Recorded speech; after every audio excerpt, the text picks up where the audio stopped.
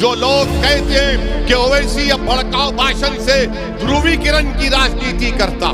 जब योगी अपने मठ में चले जाएंगे, मोदी पहाड़ों में चले जाएंगे, जब कौन आएगा?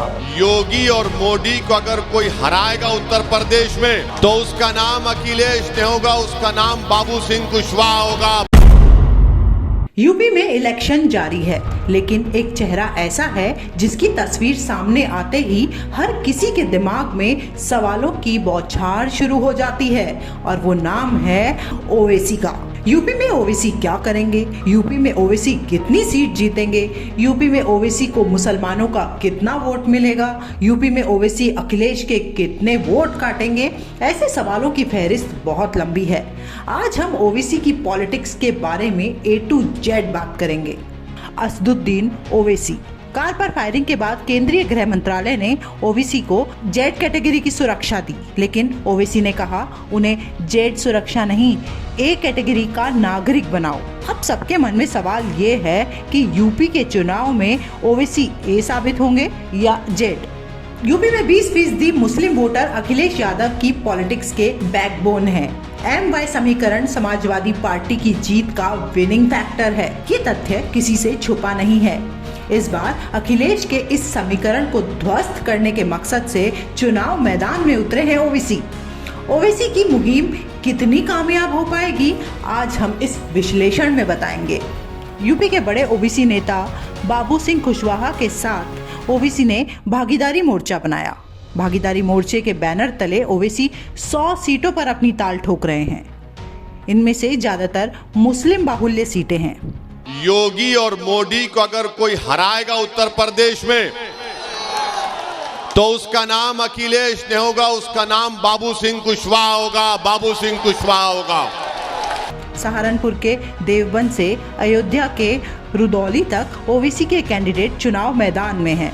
पश्चिम में ओवैसी की रैलियों में अच्छी खासी भीड़ देखी जा रही है, लेकिन सवाल अब भी वही है, ओवैसी के उम्मीदवार विनर साबित होंगे या वोट कटवा। अब तक माना जाता है कि यूपी में 50 से 60% मुस्लिम एक मुश्त समाजवादी पार्टी के लिए वोट करते हैं। 20 से 30% बीएसपी और कांग्रेस जैसी पार्टियों में बंटते हैं। बाकी हवा के रुख के साथ चलते हैं। ओवैसी इस मैथमेटिक्स में कहां फिट हो पाएंगे, हर कोई यही जानना चाहता है।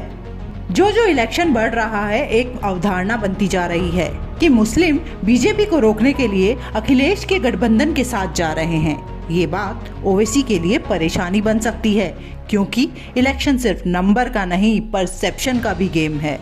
मुस्लिम वोटर्स के भीतर एक तबका ऐसा भी है जो मानता है कि अखिलेश यादव की सरकार में उनकी पूरी भागीदारी नहीं मिली। ये सही वक्त है कि मुसलमान अपनी लीडरशिप डेवलप करें। यानी ओवैसी को लेकर बड़ी कशमकश है। मुसलमान वोटर्स के मन में जो ओवैसी को पसंद करते हैं, उनकी बातों से इत्तेफाक रखते हैं, वो पार्टी के साथ जाना चाहते हैं, लेकिन सामने बीजेपी को देखकर मन बदल लेते हैं। 2017 में भी ऐसा ही हुआ था। 2017 में ओवैसी ने यूपी में 38 सीटों पर उम्मीदवार खड़े किए थे। एक सीट पर कैंडिडेट दूसरे पर रहा, 12 सीटों पर चौथे पर, बाकी की या तो जमानत जब्त हो गई या जीत की रेस से बाहर थे। 2021 में जब पंचायत चुनाव हुए तो ओवैसी की पार्टी ने करीब 20 जिला पंचायत सदस्य जिताए। यूपी में ओवैसी का असर तो दिखता है। उनके तर्क संगत और धारदार भाषण से मुस्लिम यूथ प्रभावित होता है, लेकिन सबके सामने भारी बढ़ जाता है बीजेपी का खौफ। इस डर की शुरुआत बिहार चुनाव के नतीजों से हुई। दरअसल ओवैसी की पार्टी ने बिहार में 5 सीटें जीती। नजदीकी मुकाबले में लालू यादव की आरजेडी सरकार बनाते बनाते रह गई। देश में एक सियासी संदेश गया कि अगर ओवैसी ने डेंट नहीं किया होता तो आरजेडी जीत सकती थी। इसका असर बंगाल में भी देखने को मिला। बंगाल में ओवैसी को निलबटे सन्नाटा मिला। मुसलमानों ने बीजेपी को हराने के लिए आंख मूंद कर ममता बनर्जी को वोट किया।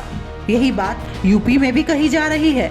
ओवैसी बार बार कह रहे हैं कि वो मुसलमानों को प्रतिनिधित्व देना चाहते हैं, क्योंकि 2012 में जिस यूपी विधानसभा में 62 विधायक हुआ करते थे, 2017 में वो घटकर 23 रह गए हैं। जो लोग कहते हैं कि ओवैसी अब भड़काऊ भाषण से ध्रुवीकरण की राजनीति करता, कहते हैं ना, ये ध्रुवीकरण करता है।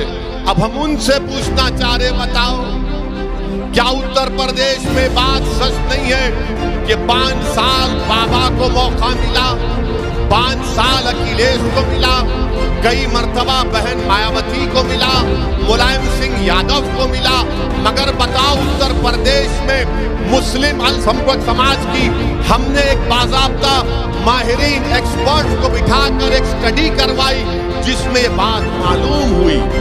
जो मुस्लिम ओवैसी को जिताना भी चाहते थे वो कहते हैं इस बार लीडरशिप से ज्यादा जरूरी है बीजेपी को हराना, भागीदारी बाद में देखेंगे।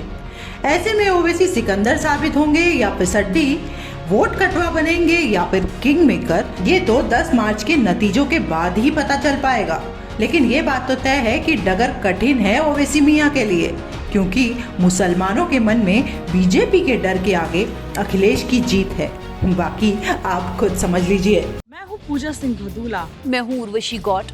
हेलो फ्रेंड्स, मैं हूँ विनी। मैं हूँ श्रुति। मेक्सिको से आप सभी का स्वागत करती हूँ। न्यूज ढाबा शिकागो से आप सभी से गुजारिश है कि देश के पहले इंटरनेशनल हिंदी यूट्यूब चैनल को सब्सक्राइब करना ना भूलें। हमारे साथ अलग अलग जगहों से हजारों यूथ जुड़ रहे हैं। आप भी जुड़िए। तो हमारे चैनल को सब्सक्राइब करना बिल्कुल ना भूलें। लाइक और कमेंट्स करना ना भूलें।